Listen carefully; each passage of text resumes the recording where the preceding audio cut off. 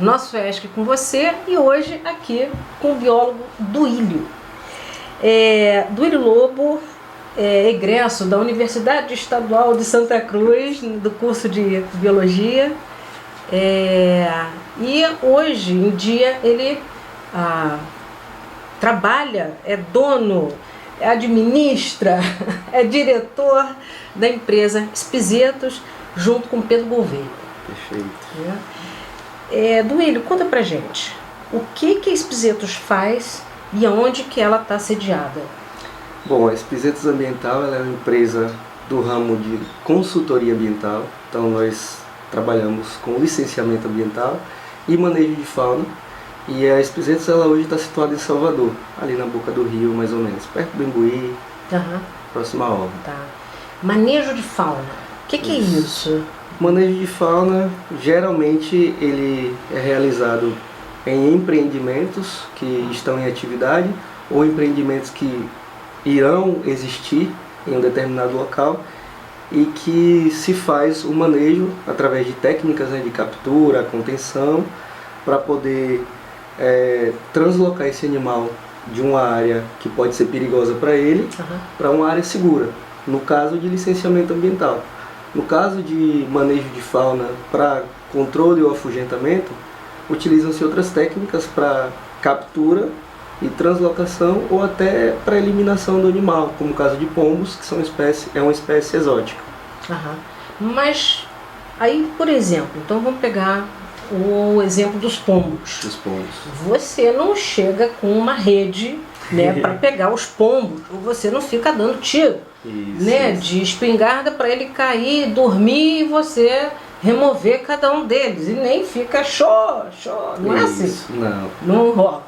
Como que é isso? O manejo, o controle de pombos, ele se dá através de algumas técnicas inteligentes. Por exemplo, nós utilizamos, eu como biólogo utilizo da relação predador-presa, que é a interação ecológica de um predador, e aí nós treinamos gaviões. Gaviões são comprados de criador comercial, treinados, e eles são direcionados a afugentar ou capturar pombos. E aí esses pombos, vendo a presença de um predador, eles tendem a se intimidar e fugirem do local, e evadirem do local.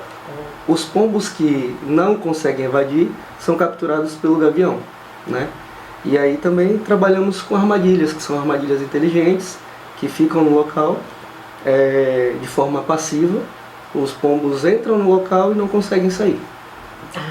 Então, gaviões e armadilhas. Isso, metodologias complementares. E aí, o Duílio, você me falou, que você usa conceitos de predação, por exemplo, armadilhas, e aí eu vou brincar um pouco com o imaginário coletivo. Para muita gente, biólogo é o camarada que observa bichos, observa plantas, e tem assim uma coisa com a calma, a paz, e esse é o trabalho quase contemplativo do biólogo. É assim? Pode ser assim também.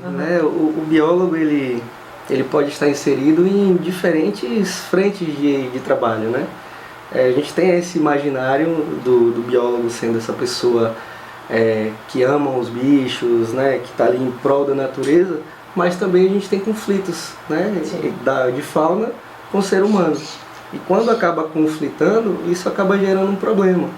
Um exemplo disso, no caso, são animais que são considerados pragas, baratas, cupins, ratos, roedores no geral, são considerados pragas, apesar de roedores eu achar muito bonitinho, são considerados pragas, e para isso existe um controle, da mesma forma com outras espécies, espécies que venham a causar problema.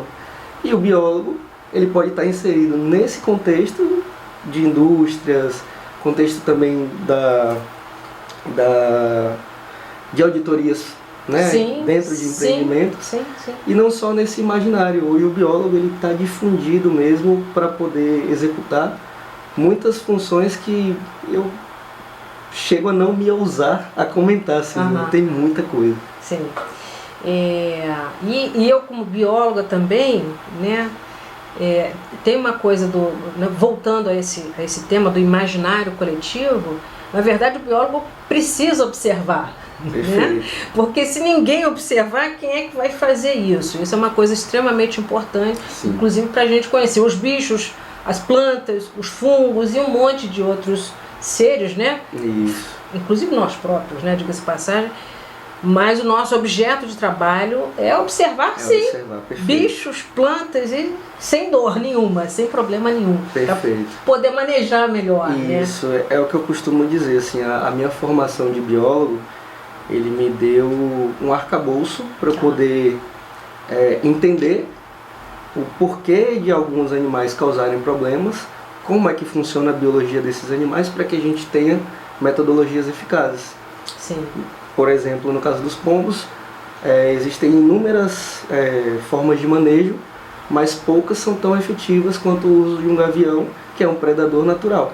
Então, entender isso da biologia, o que um precisa para que o outro seja efetivo, veio através do senso de observar, buscar na literatura científica o que já foi utilizado, o que já foi testado.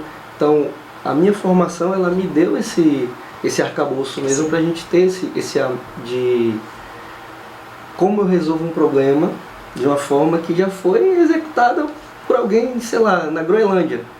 Então, eu li um artigo, né, busquei nas plataformas, poxa, utilizaram falcões. Mas falcões, como é que a gente faz? Então, para tudo isso aí, o observar, o entender, buscar o comportamento do animal ou da planta até, né?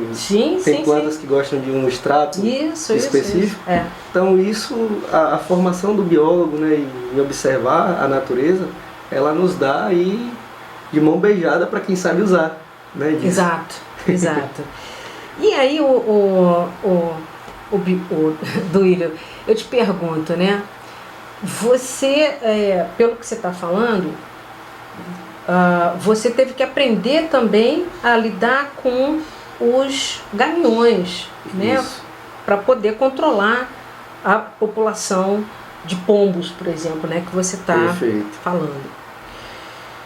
Mas você tem uma empresa e empreendedorismo é uma palavra que hoje, quer dizer, há tempos, né? Já está assim, todo mundo é empreendedor, faça isso, faça aquilo. Mas me conte uma coisa, na sua experiência, o que você acha que teria acontecido, né, se você não fosse biólogo e se você só tivesse a parte de falcoaria, né? Você já tem uma trajetória bastante comprida, bastante grande, coisas que eventualmente não deram certo, outras deram muito certo. Como é trabalhar só com a falcoaria? Você acha que ia funcionar? Olha, eu acho que sendo só o termo mais simples que a gente tem, né, o falcoeiro, eu acho que tendo só essa especialidade, eu não sei se eu chegaria onde nós chegamos hoje, né? Porque a falcoaria nós costumamos dizer que é a cereja do bolo. Mas para além disso, temos relatórios técnicos, temos inspeções, temos visitas, temos reuniões com clientes que eu não sei se eu teria assim preparação, como eu tive na universidade, para lidar com tudo isso. Então talvez eu fosse uma pessoa hoje trabalhando com falcoaria ou não, porque eu poderia não insistir tanto, porque eu não saberia, por exemplo, que as metodologias elas são eficazes se a gente utiliza assim, dessa forma, devido aos artigos. Então talvez eu não tivesse esse senso científico da coisa, de buscar, né? Eu faria ali, possivelmente estaria na área, mas como um hobby, mas não como uma profissão mesmo. Porque hoje eu sou biólogo, trabalho com falcoaria, mas também trabalho com licenciamento ambiental. Então quando a gente amplia o leque, a gente vê que dentro do licenciamento ambiental eu consigo utilizar por exemplo, os gaviões como uma forma de trazer informações para um cliente que ele não tem. Entendi. Por exemplo, uma granja que tem problemas com predação. Não é o gavião que está fazendo, mas talvez o saruê, que a gente chama aqui no sul da Bahia. Sim. E o cara não quer nem saber disso, mas ele não entende também que o saruê é um controlador de pragas, ele consegue consumir ali escorpiões que podem ser maléficos também para ele. Né? Uhum. Então tudo isso, sim, eu acho que a biologia, ela, por ser muito ampla, ela lhe permite isso. Se eu fosse só falcoeiro, acredito que eu não teria chegado e me mantido na área há 10 anos já. Né? Completamos 10 anos esse ano. Então, o que eu tenho hoje, assim, eu devo à biologia mesmo. Porque foi uma coisa que eu sempre quis, né? Sempre quis ser biólogo, mas o senso científico da coisa e eu aflora, né? tenho a impressão também, só complementando isso que você falou, né? Quando você gosta da biologia, né, e quando ela entra em você vê biologia e você vê interações, milhares de situações antrópicas também, né, Perfeito. E isso facilita com certeza, né, você lidar com N situações, imagino eu, né, de donos de fazenda, donos de propriedades, etc, etc. Isso. E aí, o Duílio, tem uma outra coisa também importante, né? Voltando a essa palavra que é tão utilizada. Vamos empreender, e na verdade não é uma coisa assim tão fácil. Você precisa de todo um arcabouço teórico, parar, pensar, planejar. E você pegou esse filão, né? Essa parte, né, do mercado. Me conta,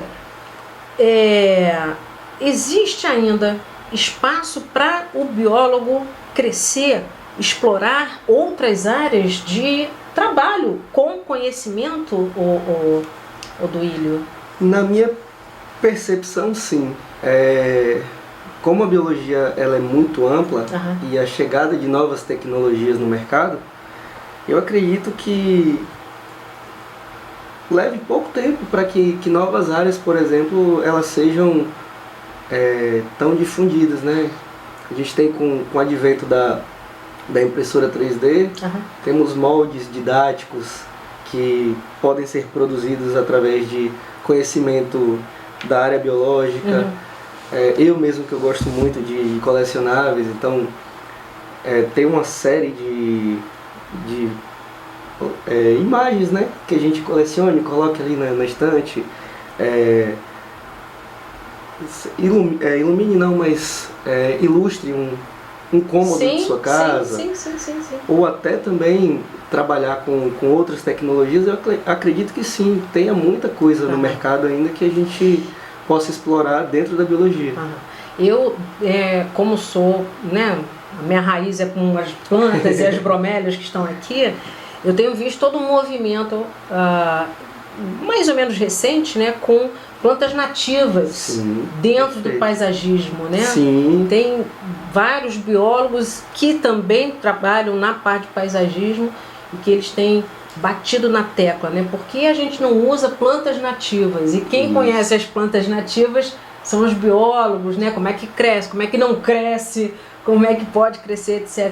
Onde é que elas estão e por aí fora. E aí eu já puxo um gancho. Você que é da área de botânica, eu que sou biólogo que estudo passarinhos, hoje tem esse movimento realmente, as reservas, esses novos locais para observação de aves, eles estão cada vez mais recrutando espécies nativas que atraem aves, porque as aves atraem observadores de aves, que são pessoas hoje que é um ramo da biologia, que é a guia, o guia de observação de aves, que está muito em alta, né? Observar aves hoje está em alta no Brasil e já é uma tendência mundial.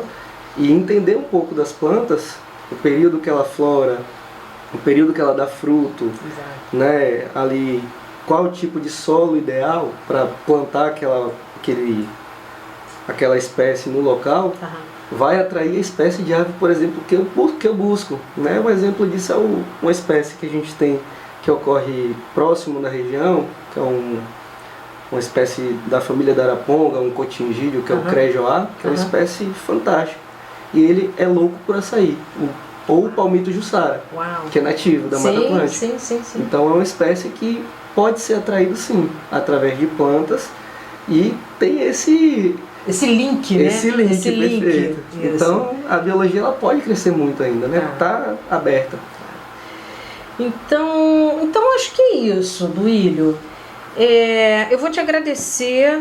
Nossa entrevista de hoje foi super curta, pois é, mas super objetiva.